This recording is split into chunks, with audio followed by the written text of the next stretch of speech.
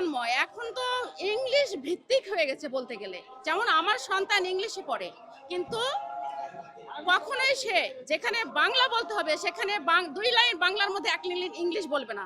তাকে আমি সব সময় বলি বাংলা, সে বাংলা ভাষা কখনো পড়তে চায়নি, হ্যাঁ, কিন্তু আমি তাকে বাংলা পড়ার জন্য বাড়ি থেকে টিভি ঘটিয়ে দিয়েছি। তখন সে বাংলা পত্রিকা বই পড়া শুরু করলো, এবং আমার ছেলে বাংলা ইংলিশ সমান তালে পড়তে পারে, এবং সমান তালে যেখানে যতটুকু বলার প্রয়োজন সেটা।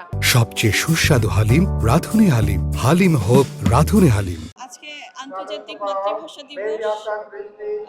ভাষা শহীদরা আজকে শহীদ হয়েছে, যার কারণে আমরা বাংলাতে কথা বলতে পারছি।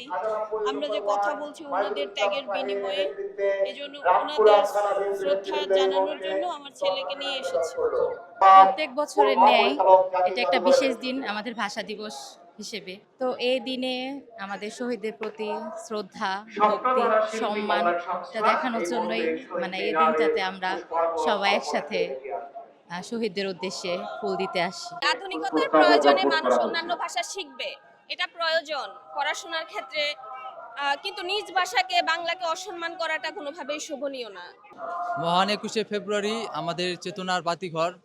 বাংলাদেশে যে সকল ইতিহাস রয়েছে, যে সকল আন্দোলন সংগ্রাম হয়েছে, সেই সকল সূচনার প্রারম্ভ হয়েছিল মহান 52 ভাষা আন্দোলন। মূলত মহান 52 ভাষা আন্দোলনের মধ্যে দিয়ে বাংলাদেশ নামক শব্দটির সূচনা হয়েছিল, এবং কি আমরা বিশ্বাস করি আমাদের দেশ যখনই কোনো সংকটবর্তী হবে, কোনো ক্রান্তিকাল যাবে, তখনই আমরা আমাদের যে মূল শেকড় সেই 52 ভাষা আন্দোলন এবং কি বাঙালির যে স্বাধিকার আন্দোলনের যে সংগ্রাম, ৭১-এর মুক্তিযুদ্ধ, এর মধ্যে দিয়ে বাংলাদেশের সকল সংকট নিরসন করা সম্ভব বলে আমি বিশ্বাস করি।